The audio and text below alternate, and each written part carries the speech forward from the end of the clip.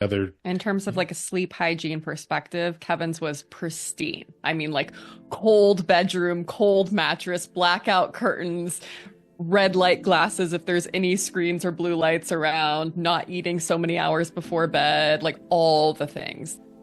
this was like, I haven't been sleeping great for a year and a half, 2 years. And then this happened. And suddenly I'm like, I got like unlimited energy. Like, what is this? Just so stressed, and there was so much anxiety around sleep and other parts of my life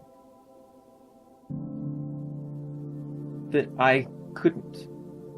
I would try and go to sleep, and my body said, we have to be aware of dangers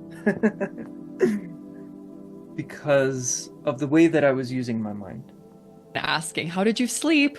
And then be like, oh, fuck, another night. Like, it's going to be a harder day. Versus like, no, I slept perfect. And sometimes perfect means I slept 9 hours. And sometimes perfect means I slept 5 hours and I woke up, but it's fine. Mhm. Like, you're just genuinely okay with it. Not because I've seen people go this direction too of like, I'm just going to pretend I'm okay with it because then it'll fix itself, like as a Yeah. strategy, versus you actually just accepted what was going on, Mhm. like genuinely accepted it. And then almost immediately it resolved. Like it just, it just went poof. You might be expecting this podcast to discuss hot baths, meditation techniques, and breathing exercises. But really, those are only just pressure releases, and they don't fix the true cause. The true issue is a contracted mind. And a contracted mind creates stress, upset, frustration, and impatience. A relaxed mind creates inspiration, connection, fresh ideas, and solutions to intractable problems. We're going to explore how you can relax into presence. This is the Releasing Mental Tension podcast with Rich Life. Welcome to two podcasts at one time. Yes. Welcome Time to travel is real. two podcasts at one time. This is the Releasing Mental Tension podcast, and And the Better Than Therapy podcast. nice. We're going to be posting this on both of our podcasts, but we wanted to get together and talk about a subject that I'm passionate about because I think a lot of people struggle with it. A lot of people have a lot of overthinking about it, stress about it, and that's the subject of sleeping. When you don't sleep very well, it can be very, very stressful. And there's so many different sleeping hacks and sleeping tips and techniques and habits that you can get into. But I think you're going to find in this conversation that we're going to look in a different direction. We might talk about some of those, but we're going to go maybe more towards the source of the issue instead of the quick fixes. Yeah, something more foundational. Yeah. Mm. So this is going to be a fun episode. We have myself, I'm Rich Life. I used to really struggle with sleep, and now I sleep really, really well. I wouldn't have been very surprised if you would have told me that before. We also have Kevin Lawrence. And that was also my experience. Like, had what I called insomnia for about, I don't know, 2 years, where I slept like probably averaged maybe 5 hours of sleep per night. It was quite exhausting. Like it was a wild, gnarly experience, and tried all sorts of things. And what finally like resolved it. And like last night I slept 10 hours. And I sleep great now. And the resolution of it came like mostly through insight, through just like having a like um, a realization Mm. rather than from, yeah, some of these other things that are helpful. Um, but the real thing was the big insight. Mm. So, yeah, Rich and I are going to be sharing our stories a little bit. And then we also have Britta here, who's going to be Britta. Uh-huh. I've slept pristinely most of my life, so I don't know the horror stories, but yeah, mostly just here to be curious and learn and yeah, ask questions. It's a topic that's been coming up more frequently for me with clients, just seeing more into people's worlds around sleep. And man, it's a big part of human life. Like we all tend to sleep. Seems like our bodies need that, I think. I don't know. Maybe we're all just like really believe that's true, but it seems like it's really helpful to get sleep.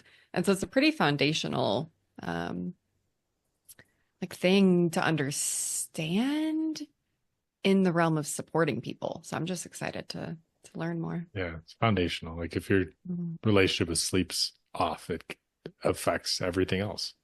Mhm. Yeah. Why don't we start with you, Rich? Like just share a little bit of your story. Like what's been your personal story and arc with like from sleep challenges to sleeping like a baby? So I think a lot of people are going to be frustrated because I don't know that I had any realizations around sleep specifically, and I couldn't tell you how I did it necessarily, other than to say that I relaxed how I was using my mind. And so I can't really help with the tips or the tricks because none of that helped me. I really tried all of them. Before I found the understanding that we'll talk about in this episode, I was like you, sleeping less than 5 hours a night. And I think a part of it was I was trying to make myself okay. I was trying to make myself happy and content. And I was doing that through a lot of meditation, qigong, affirmations, cold showers. And so I was waking up earlier and earlier in the morning to fit all of those things in. And also, I was doing a lot of that before bed in order to sleep.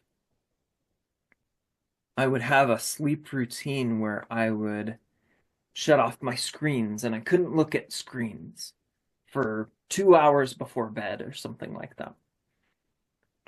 And I would do some meditation and some light yoga. I would do what I called legs up the wall, where I would just be in this relaxed Mhm. pose. And this took hours. And I would try and not look at lights and turn on bright lights and I really struggled to sleep. I was taking a whole bunch of supplements as well. I was taking a sleep medication and probably five different supplements, teas, herbs, anything that I could think of that would work. And it still wasn't working. And I even found these different methods of the how soldiers fall asleep, and I found this one method where it was like you would count from 99 to 0 and then you just start over again. So it's kind of like a modified counting sheep. Really. More militant though. Yes, yes, it was Not that childlike. It could not be as light and fluffy as children counting sleep. Absolutely not. no. No, it was much more of kind of like a hypnosis technique. Mm. And that kind of worked. I also tried where I would do yoga nidra, which is supposed to be sleep inducing and help you sleep. And there were times when I would wake up at 2 in the morning, 3 in the morning, and listen to a yoga nidra tape and try and relax. But I think I was just so vibrating, just so stressed, and there was so much anxiety around sleep and other parts of my life that I couldn't. I would try and go to sleep, and my body said, we have to be aware of dangers because of the way that I was using my mind.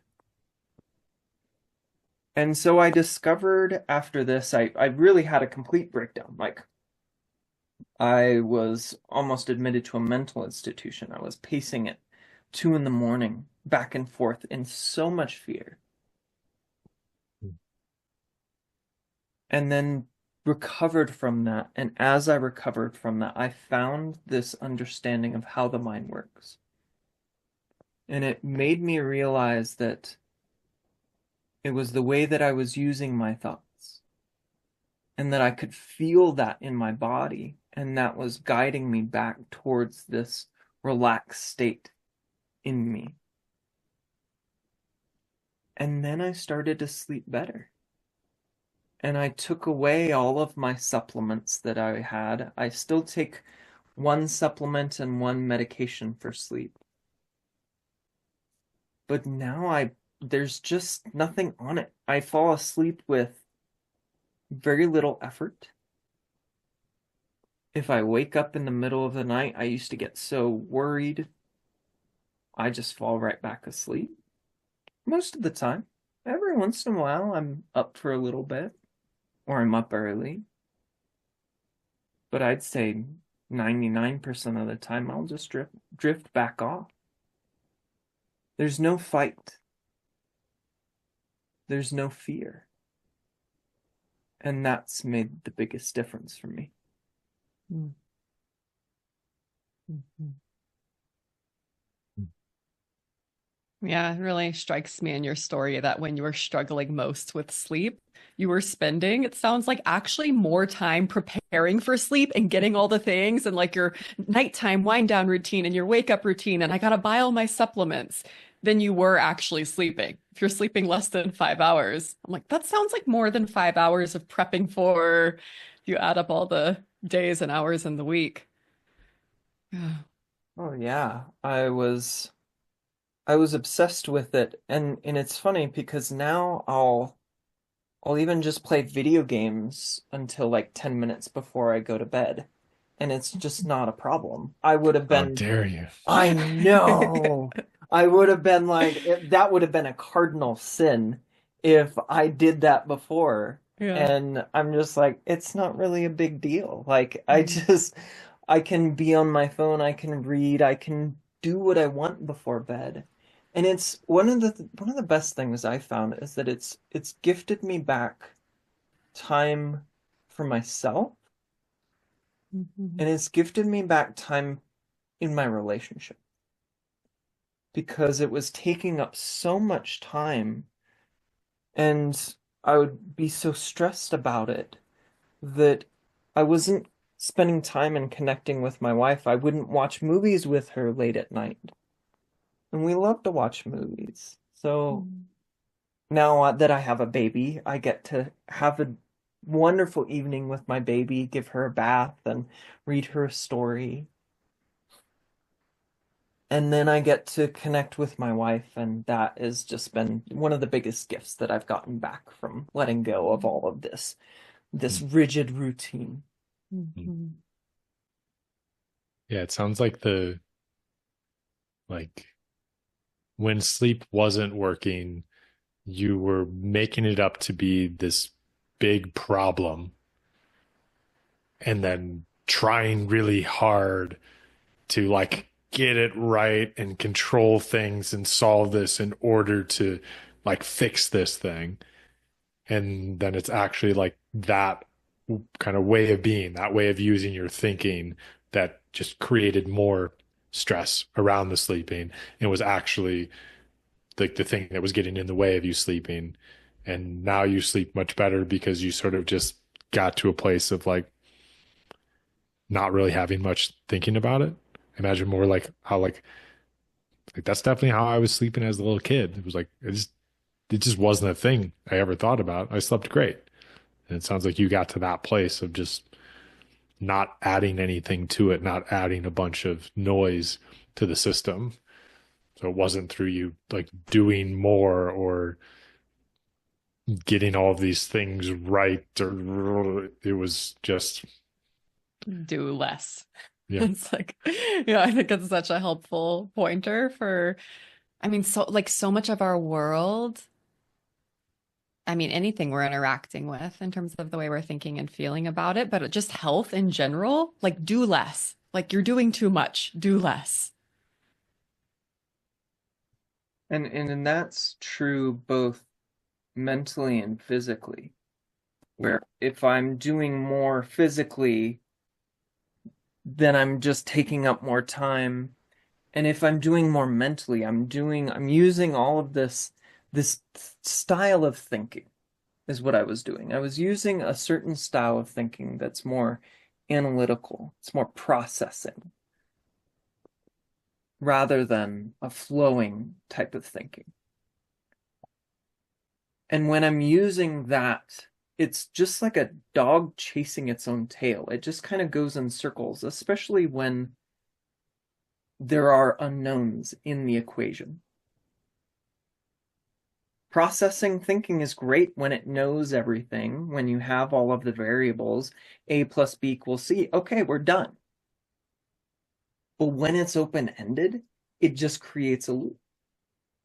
And like you were talking about, that can create this spiral where the thinking gets worse and then the sleep gets worse. And then it just creates a negative spiral going down. And we can start to look in a new direction. We can start to use a different kind of thinking and spiral another way. And that's what I would like to invite people who are listening to do this to. And we're going to dive into that more. I do want to hear about Kevin's experience of sleep as well. Yeah. Yeah. What a journey that was. And also Britta's experience of living with somebody who didn't really sleep was it was Uh-huh. like that Uh-huh. was a really challenging experience. And yeah, there was like different okay, so I mean basically it's like okay, I'm in a place and I'm just yeah, sleep and I never had issues with sleep in my life and then suddenly sleeps just became elusive and it was just sort of yeah, getting more than 5 hours didn't really happen. And yeah, at the time I definitely like it looked very problematic to me. Like it looked very much like I had all of these thoughts and beliefs about sleep from it's like, oh well, we need at least 7 hours of sleep, but probably eight. Um, and got sort of caught into this whole story and thinking of like this is this big problem and it's negatively impacting my health and like sort of like oh fuck and it became this big scary thing and then I didn't realize this at the time, but part of what helped uh, like liberate me from that was realizing how identified I had become with like being the guy who wasn't sleeping well, who was tired, and I sort of like became that and was just over identified with that. And I remember like one of the experiences that kind of popped me out of it. It was sort of like I had these different layers to it, like this whole process. But one of them was uh, Susan. I was working with Susan, process work therapist, and well, there was two times with this one. So the first time, um, like she brought this approach to be like, in because I was just resisting, like, I want to sleep. This is a problem. Why won't I? And then her perspective was like, oh, like something in you wants to be awake. And that had never occurred to me to look in the direction of like, sort of like, oh, wait, what if that's an interesting place to look. I've just been trying to be like, no, I need to sleep more, push that. And she invited me to get in touch with that part. And then I got in touch with that part of me, and it shared some wisdom with me to have trying to think of how much I want to say. Britta knows. Um, yeah, it revealed some like sexual experiences to it was basically like, I want, like you've been avoiding this, like you need to go like have this experience. And it was wild to be like, whoa, something in me wants to be awake. I give that attention instead of pushing it down. And it's sort of like, hey, dude, like you need to go do that. And it just felt like wisdom. And then I did that. Britt and I had some fun experiences. And like that night, I slept great. And it was like, wait, what? And before that, I had done, yeah, all of the biohacking things, all Yeah. the other. In terms of like a sleep hygiene perspective, Kevin's was pristine. I mean, like cold bedroom, cold mattress, blackout curtains, red light glasses if there's any screens or blue lights around, not eating so many hours before bed, like all the things. There was like Mhm, no physical, biological reason based on all the biohacking perspective to point to why you're not sleeping well. mhm. So that was like the first, and then had that experience of sort of like, whoa, what was that?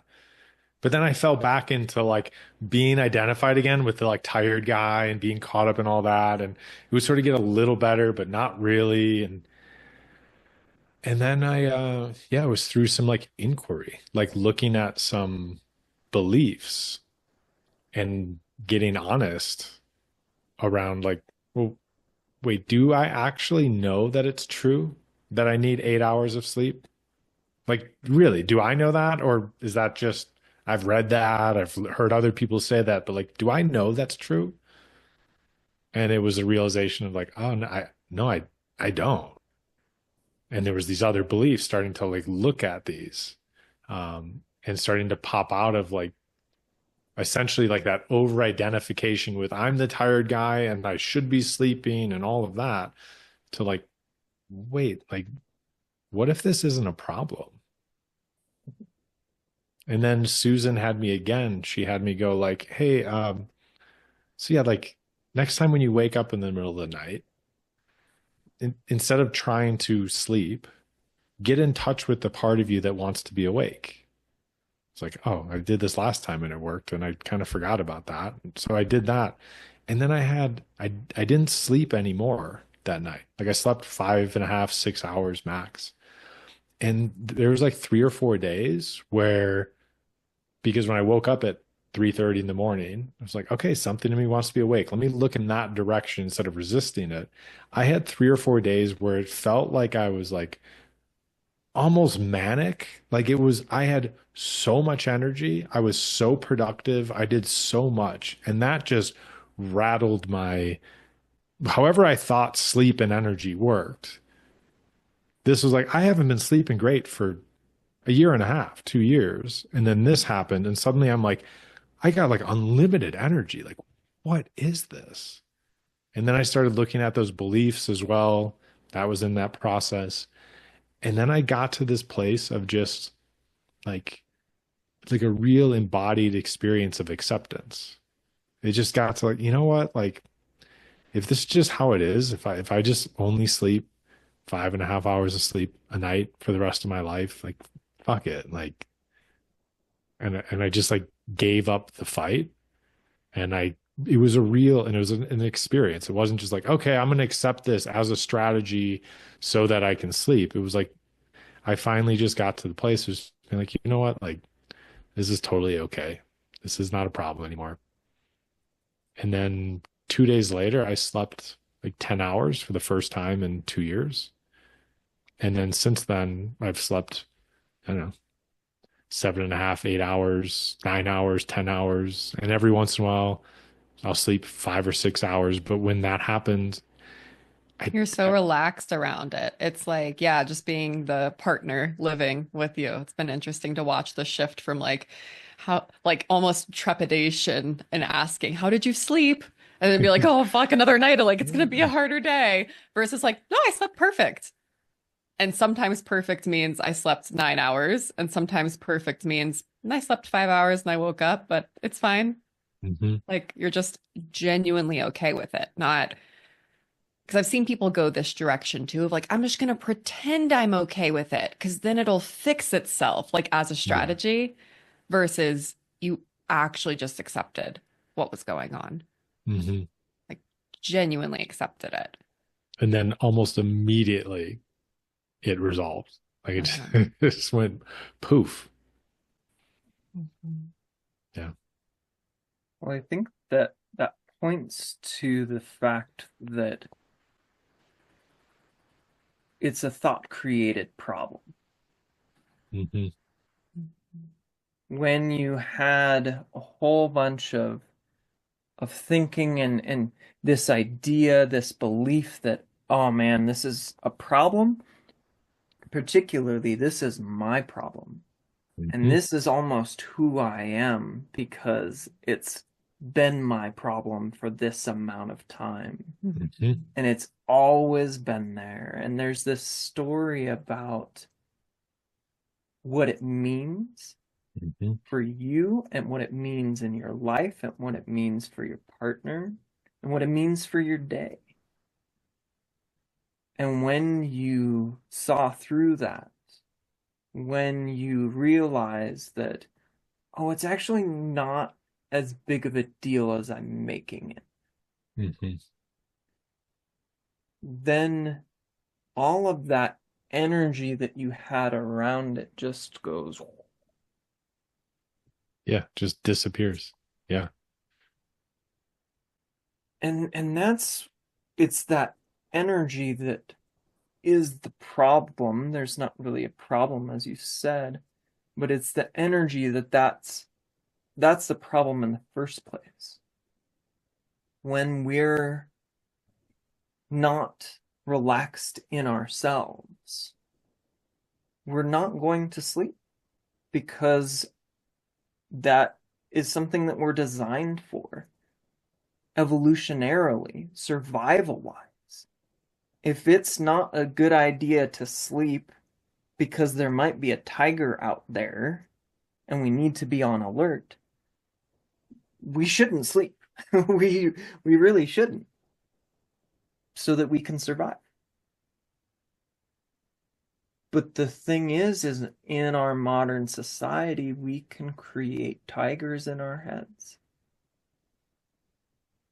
And it can be coming from the job or the relationship or the kids are going crazy and I'm really stressed about them, or even sleep itself, like we've found.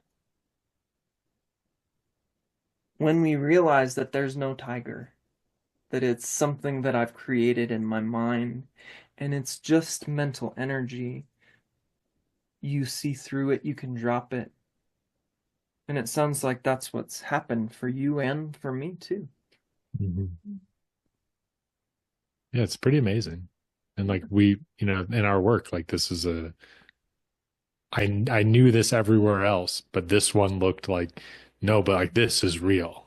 Like Mhm. this one isn't just thought created. And it looked so real when I was in it until it didn't. And until it just, fuck, this too? Shit, I've been the one doing this the whole time. Oh, man. Uh-huh. Uh-huh. Mhm. Yeah, it's wild. Mhm. Yeah. Yeah, Rich, what you were just sharing, it's reminding me of, I'd say the season in my life where sleep was the most struggly for me. And I've always slept well. Like even in this season, I would still sleep a solid 8, 9 hours. But the like going to sleep and waking up process was um intense. like a lot of anxiety and going to sleep and waking Mm. up. And it was this, I don't know, 6 month stretch or so where I was just stressing myself out about money constantly. Like maybe less than 6 months, some 3 to 6 month range. And I just had so much thinking. And it looked to some part of me like a good idea to like think about money as you're going to sleep and take that thinking and turn that into you are not safe. Mhm. And like, of course, I was having a hard time falling asleep. Of course, I would like wake up and my heart would be pounding and I'd be like giving myself little cortisol shots because I was scaring the shit out of myself with my thinking about, oh no, if my bank account is this, that means, I don't know, something bad. And it took me hitting this like rock bottom in my thinking experience where I was like basically in a low grade panic attack for 2 days. I was in Europe, like walking around Berlin, and I suddenly saw, oh my God, I'm doing it to myself. Like nothing's actually changed in my reality. I'm not unable to get food. I'm not unable to like have shelter. I'm just like scaring myself about what might happen in the future if I ever run out of money because I have a little less than I've been used to having at different points. And I suddenly saw I'm doing this to myself. Like nobody's doing this to me. It's actually not the external circumstance. And it popped something. And then that like heart racing before bed, heart waking up with like my heart racing around just in this fear state, just kind of like fizzled out in the next month or so. It's amazing. Yeah. Yeah. Such a cool insight, that one, like realizing that we're the one doing it. Like I've had those same insights with pressure I put on myself, stress, like all sorts of things that looked like they were just these things that were happening to me that like I guess I got to learn how to like manage this now, not having the awareness yet of, oh, I'm the one doing that, which is sort of, it kind of sucks at first because it's like, it's a little hit to the ego, but then it's also really cool because you're like, oh, I'm the one doing that. This isn't helpful at all, and it's making me feel terrible. Then it just becomes obvious to stop doing it. Like with sleep, when it just becomes obvious when you wake up in the middle of the night, to when it's obvious to not add anything to it, to not, oh fuck, am I gonna, just to see all that as like, oh, that, no, that's all unnecessary. It can just be, oh, it's 3:30 in the morning and I'm awake. Okay.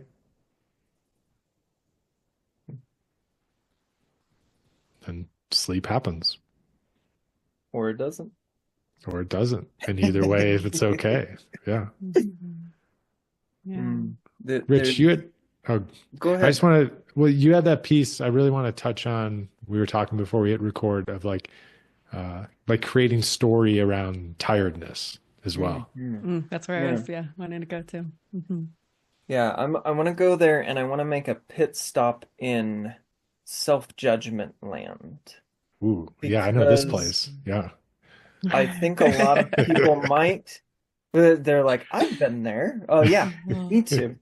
Uh, I think a lot of people could hear this and be like, okay, I have to realize that it's me that's screwing up my sleep.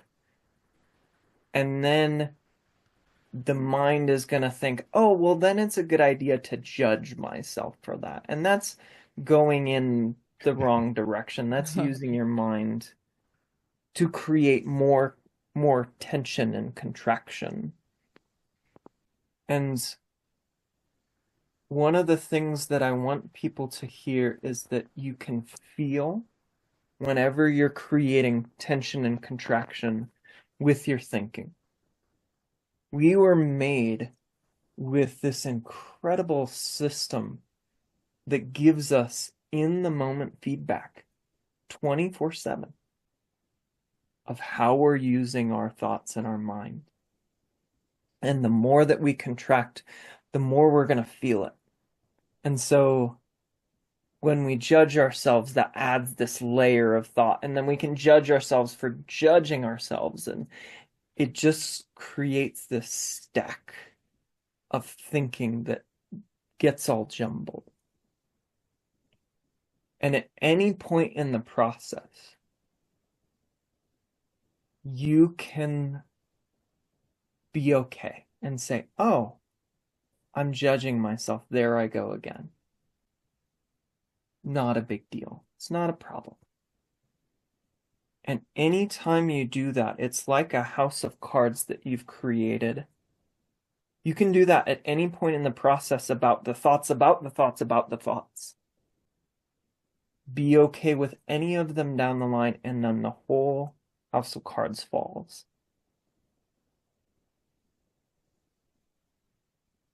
For the moment. And you might build it back up. But it's okay.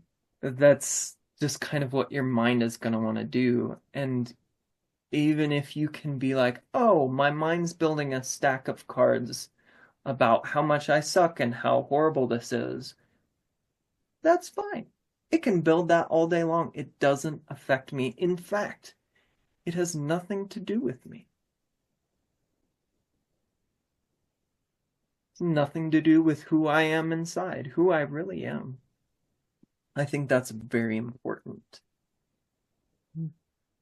thing to see in this conversation.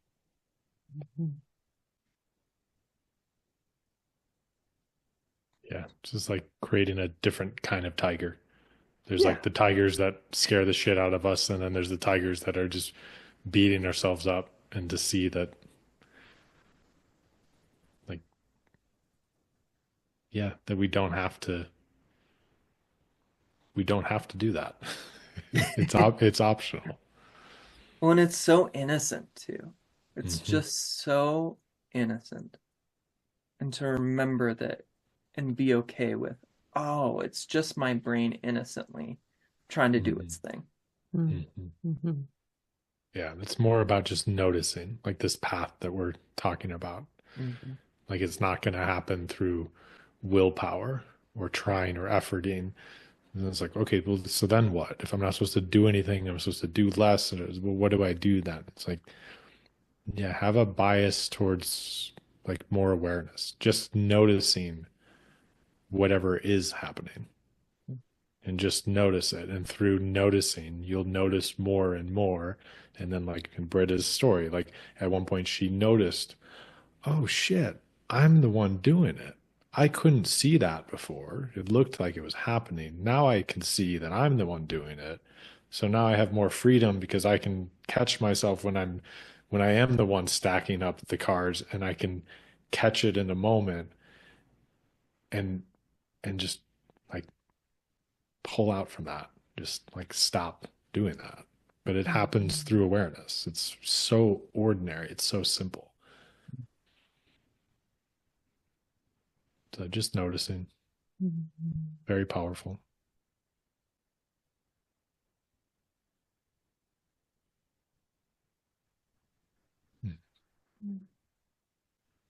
Yeah, this like being tired piece, right? It's like Yeah. we can, and I imagine too, it's we've been like culturally conditioned to not be tired.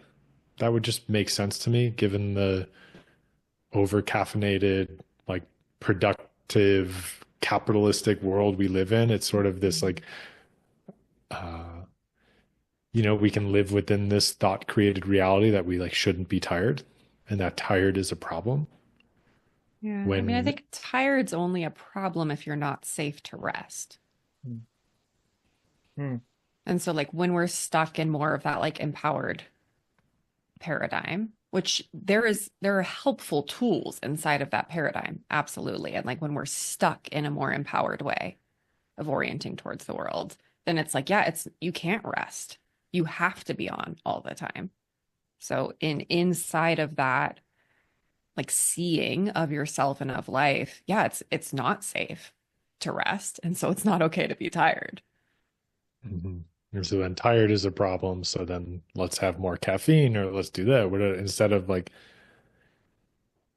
can we just notice when we're tired and notice, am I adding stories on top of this? Am I adding in, like what am I adding to even the word tired is like a word versus just like, wait, what's this? And can I just be with this experience without adding anything to it?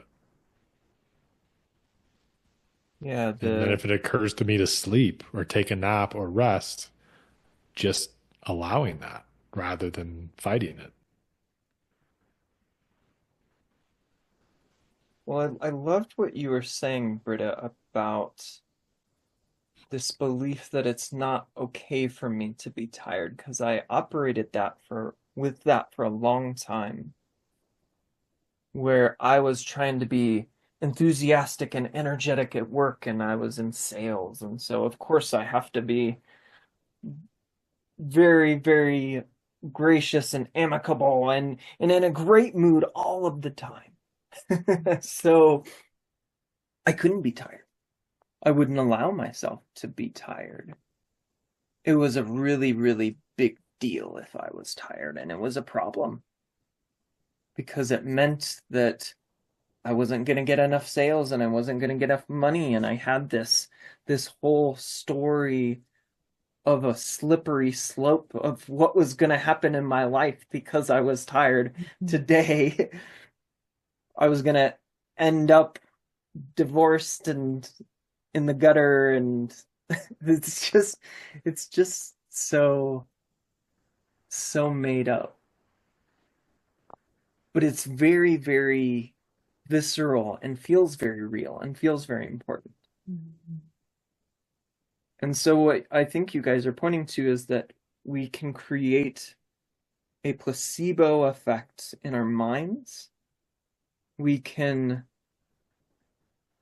say, oh, I got lots of great sleep. I'm going to feel amazing today. Just like we do if a doctor gives us a fake sugar pill and says, this will help you with your headache. And then our headache goes away because we think it will. The mind is so powerful at creating our reality. So it's so important to really go in and see, is this my mind creating my reality? Because in addition to creating placebo effects where, oh, I can't wait for my birthday, so I'm going to have a great birthday. Mm-hmm. And then you have a great birthday. Wow, the mind creates a prediction and then makes it true in a lot of ways. There's a nocebo effect, something also called a nocebo effect, where if you think something is going to be detrimental to you, your mind can create that and it can make it detrimental. And this happens all the time. It happens with food, where if we think we're going to gain a whole bunch of weight or not feel good at all after we eat a very unhealthy meal, then we're going to probably feel like that. And just to see and examine where this is at play with sleep. Am I tired because my brain is telling me that I should be? And maybe, maybe not. Maybe you're just a little bit tired because you got a little less sleep. That can be fine too. But really taking a look and examining Mm-hmm. and taking the time to see if you can parse out what's a thought created reality versus what's just kind of happening. And they And they might be the same thing. and they can be really subtle too. Yeah. Like it can even be just a little like unconscious waking up early or something, or just a little slightly unconscious, like, oh fuck. Or it might not even be, it might not even have the words, but there's just sort of this already just this feeling of like contraction. And it's like starting to become aware of. Like, can you notice those? Can you spot the subtle ways that you're adding something on top of what is happening that isn't true, but then is creating an experience for you and looks and feels totally real. And that's another piece. Like, I think, like, it's not to invalidate anyone's experience. It's not, I can imagine someone listening is like, yeah, but like this, it feels so real for me. It's like, yeah, that's the power of thought. It does feel real. Like the nocebo stuff, the tigers, the all that stuff, like it feels real. Yeah, like your This is nervous just system the will inquiry, respond to that. Yeah. but just because it feels real doesn't mean it's true. Mhm. And when you see it for what it is, when you really see for yourself, oh shit, it's just a thought. It's like that scene in the Matrix where like the bullets are coming at Neo and he sees them for what they are. And he doesn't need to fight them or do the 2 hour plan to make sure that he sleeps good. It's just he sees them for what they are and the bullets just fall to the ground because they were made up in his mind. Before he had to dodge them and like bend Do over all this, backwards, yeah, all this literally bend crazy over stuff. backwards. Yeah, yeah, And I think we bend over backwards to try and dodge absolutely. all of our, Absolutely. okay, I'm gonna get really great sleep tonight, and then you put more pressure on Yeah. yourself to sleep better the next night, and of course that's not gonna help. Yep. Mhm. Mm. Yeah, another thing that occurs to me is like tiredness can be a really beautiful gift. Like actually the experience of, oh, I don't have as much energy right now. Like I'm not on the way I usually am. When we're not resisting it, it's a really beautiful opportunity to be in more surrender and be more open to like divine guidance, wisdom, intuition, God. Use the Mhm. label you like and insert here. Like, here's something that's deeper. Some of the most impactful conversations I've had with clients has been when I've been like tired or like on the first day of my bleed and my energy is just low because I show up so much more empty. It's like I know that my personality is not on in the same way and does not have as much to bring. And when that's not a problem, it's like, oh, that's a really beautiful opportunity for more like natural wisdom to just come through us. Mhm. Mm. So I have that too. Like, what if sometimes being tired is like perfect? Like, that's exactly the medicine you and your world and the people you're going to interact with Yeah. need today is for you to be less of your normal personality.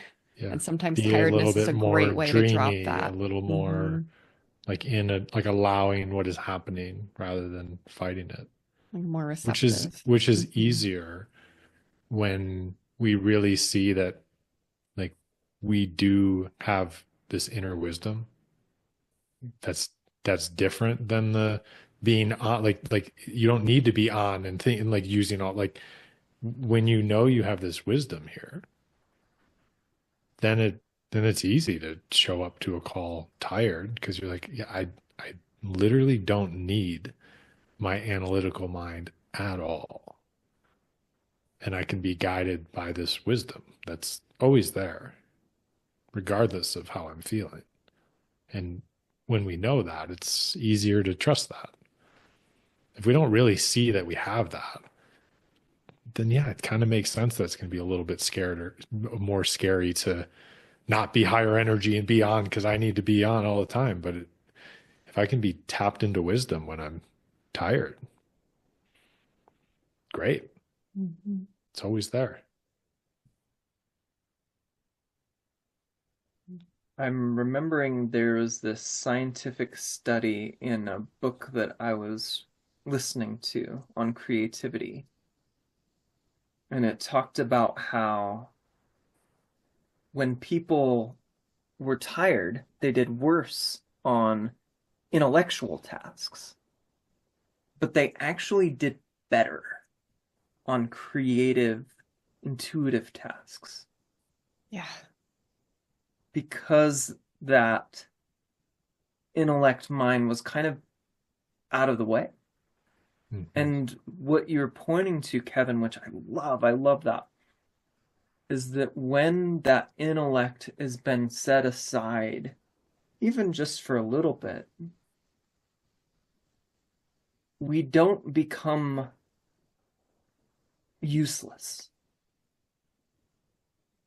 We have this wisdom that's guiding us, this life within us that helps us in almost every situation. And we sometimes can use our intellectual mind, which is fine, but it's not what's actually behind the system. It's never been. It's I think there's this idea that I have to do everything. And really look at that because you're not. You're not making your heart beat. You're not breathing. You're not changing your hormones. You're not regulating your temperature. You're not doing the thousands and thousands and thousands and millions, really, maybe even billions of tasks that your mind is continually doing, balancing you. But I've got to do the one that makes me sleep. Yes. Yes, it is. It is a surrender. Yeah. It's the that what's that Einstein quote? Like the rational mind is a lousy master, and I'm paraphrasing, but it's like, yeah, the rational mind is a terrible Mm. master, but it's an incredible servant. Like we don't want that one uh, running the show. There's this deeper, more receptive, intuitive mind that is like we want that dimension of us to be the master, which is countercultural because we live in a culture. Like if you're in the Western world, like you live in a culture where we are sort of, you know, sort of sick in a way of being so overly left brain dominant, rational, that kind of way. So this is sort of a revolutionary idea to make that inner revolution, to let wisdom, let your intuitive mind be the captain of the ship, and your rational mind can sort of hang out there and be the servant that you use sometimes, but you need to use it way less than you probably think you do. Mhm. Mhm. Yeah, the quote, just to pull it. The intuitive mind is a sacred gift, and the rational mind its faithful servant. The problem is we have made the servant the master and forgotten the gift.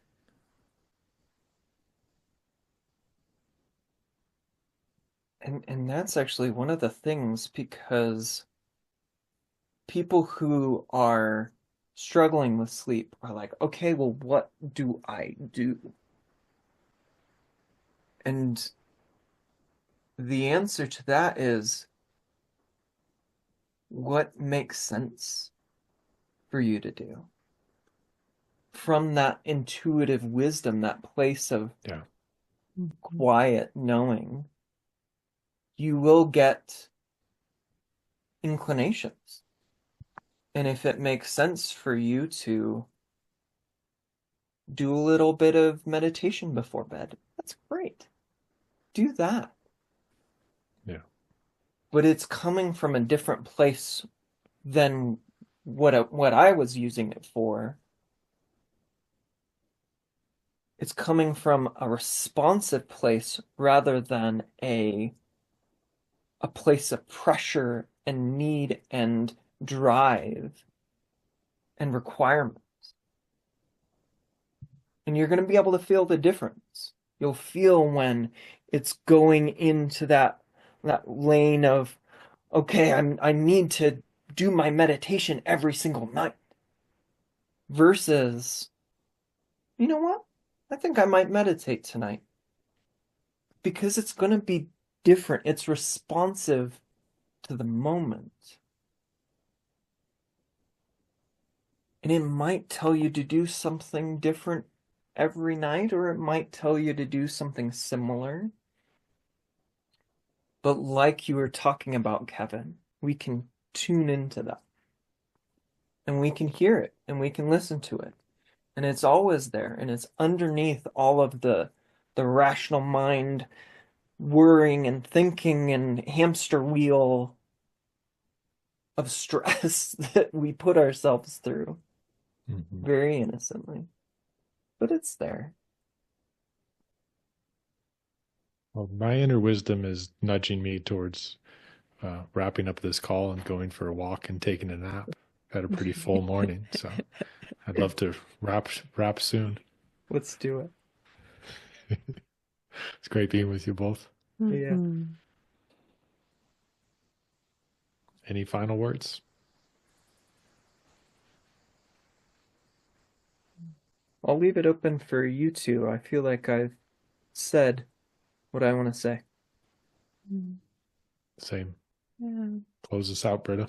Yeah, the thing that I'm left with is the more we let our thinking relax, and I know all of us use this metaphor at some point, like the ladder of consciousness, levels of consciousness, like the more you let your thinking relax, the more we naturally float up on that metaphorical ladder of consciousness where you see more, like things are more clear.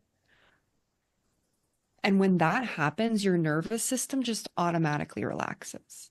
Like as we float up and seeing more, like seeing, oh my God, this is not a problem. What if this was not a problem? Like seeing, thinking more for that house of cards that it is, your nervous system does relax. And seeing more and your nervous system relaxing, it helps everything, including sleep. That's what I got.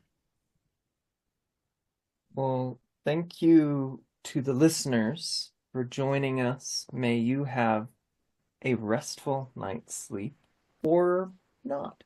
Or a restful night awake. Maybe, they can both be restful. may it be not a problem for you. And thank you for this conversation. Thank you, Britta. Thank you, Kevin. Really appreciate your time and your wisdom. You too, Rich. Same.